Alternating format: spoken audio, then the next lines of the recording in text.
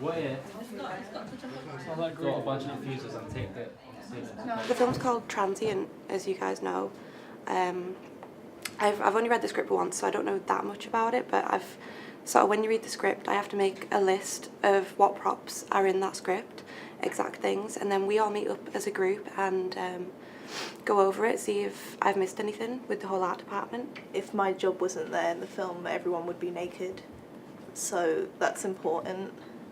And makeup. Yeah, so the girls look. You mean yeah, the makeup is really important because the girl really went to the fancy eyeshadow or something, so it's really look good on the film. Yeah.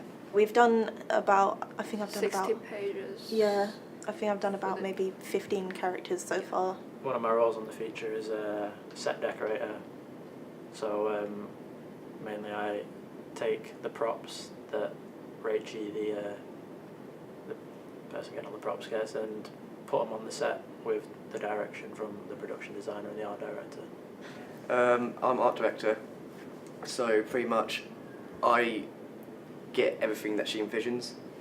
So I will get props, the costumes, the makeup, like the sets if you have sets, but we don't have sets, and like try and get the locations to what she wants. I'm production designer. I basically work with the directors and producers. They tell me what they want. I'm like, okay, what about this? And I try and vision what they want, just helping them in a way.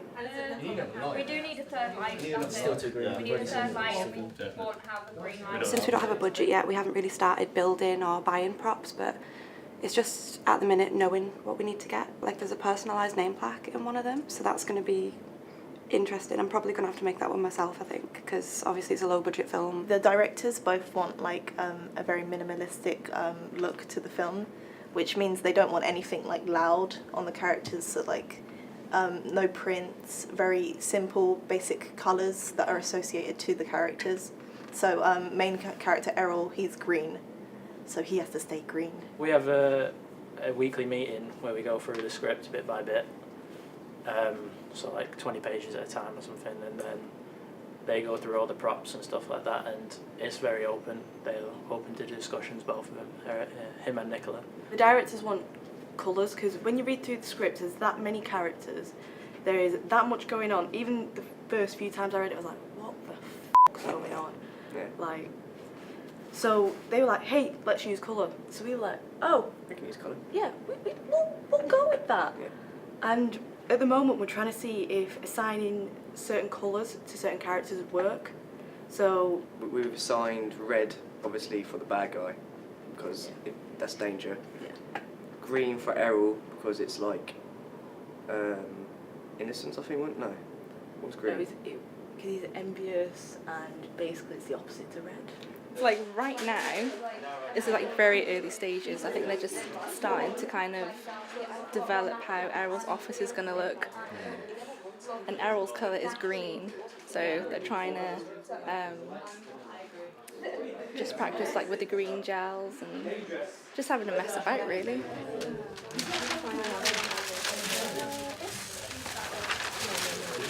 We had a trailer shoot because we're doing our trailers before we do our feature film. And I had to get the props for that within 3 days. And a lot of them were personalised, and that was really difficult. So what we did to get around that was, because we didn't have a budget, they didn't give me any money whatsoever. So I was like, how am I going to get these props? You know, I've got like no money, I'm a skint student, I can't afford this. So we just borrowed them off everyone else. Like Josh, he gave us like a baseball bat. And then another girl, she gave us a hanging rope, a doll, just little things like that.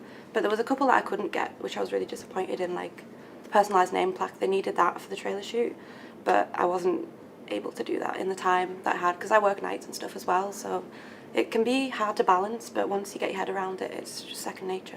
As Ali just said, every character has their own color, so I've focused on the color and to fit the makeup like that.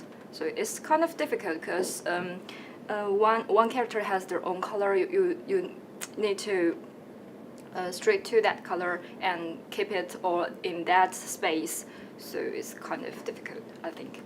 for me. I guess the main challenge is the budget means that we're using locations mainly because we don't have money to build our own sets, which means like for example, if we want something to look a certain way, or if the art directors want it to look a certain way, they have to do it on set, and rather than building your own set, you know, do it on location rather than building your own set. So there's only so much you can do in somebody's house to change it before they say stop decorating my house, and you know, this is my house. So that's the main problem, is we're using proper locations, so there's only so much that we can change. The directors pitched the film to us, I know that it's changed a bit since then, as in the style of Wes Anderson, and he's very like much bright colours, and looking at his films is like looking at a painting, and he uses just sets. He doesn't use many locations, whereas we're doing the opposite. I like researching into it and going, this is pretty cool, this is pretty cool, how can we do that? We kind of can't, we haven't got money. We've got no budget, that's the thing. Yeah, we've got to like heavily rely on locations rather than sets, and the directors are like, we want sets, and we're like, we can't make it. We can't. Me and her have the same sort of mindset, so in the art department it's fine, but easy to work with. yeah, but the directors don't listen to us at all. Yeah. So Very undermined right now. I don't think they understand the influence that art department can provide. You can actually sell it. Shut up.